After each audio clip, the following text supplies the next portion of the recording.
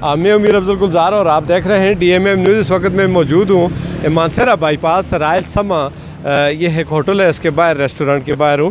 اب سے تھوڑی دیر بعد یہاں پہ روزہ افطاری کے لیے جو مدعو کیا گیا ہے، حاجی سلیم صاحب مکہ والے نے اپنی روایات کو برقرار رکھتے ہوئے وہاں پر بھی سعودی عرب میں جب ہوتے ہیں تو وہاں پر بھی یہ اللہ کے گھر میں اللہ کے مہمانوں کے اعزاز میں افطاریاں دینے کا اعزاز حاصل کرتے ہیں، اور جب یہ مانسہرہ میں ہے تو آج کل یہ انہوں نے یہاں پہ بھی یہ سلسلہ شروع کیا ہے۔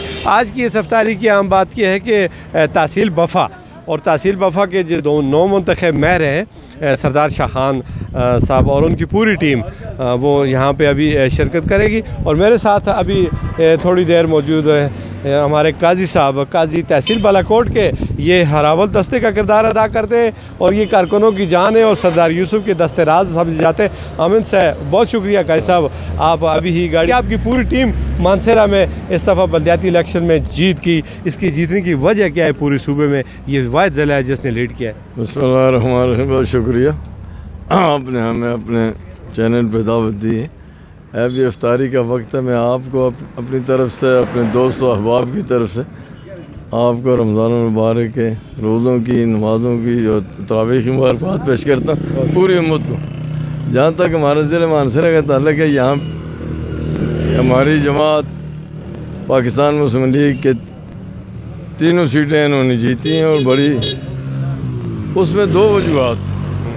ایک سب سے بڑی بات یہ ہے کہ ہمارا ضلع مانسہرہ جو ہے یہ نظریہ اور کاز کا ضلع ہے، اور یہاں کی قیادت جو ہے جناب سردار محمد یوسف صاحب، وہ مخلص اور بے لوث آدمی ہیں۔ ان کی محنت کے صدقے میں ان کے طبقے نے، جماعت نے، لوگوں نے اظہار یکجہتی کی سردار محمد یوسف صاحب کے ساتھ، پاکستان مسلم لیگ کے ساتھ، اور تحریک انصاف سے نفرت صرف حیائی اور مہنگائی کی وجہ سے یہ سیٹیں ہمیں ملی ہیں، اور انشاءاللہ مزید ملیں گی۔